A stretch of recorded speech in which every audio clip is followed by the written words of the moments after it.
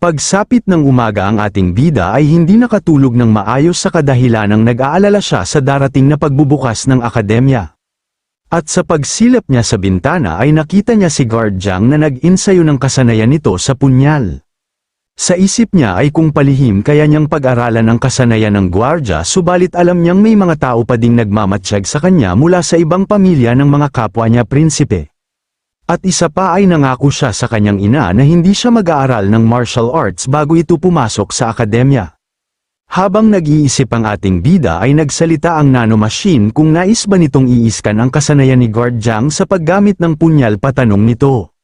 Nagulat naman ang ating bida sa pahayag ng nano, sinabi niya dito kung may kakayahan ba talaga itong kopyahin ang kasanayan ng ibang tao at ilipat ito sa kanyang isip. Patanong nito sa nano, agad naman na kinumpirma ng sistema ang naturang pahayag, dagdag pa nito ay sa katunayan ay mayroon siyang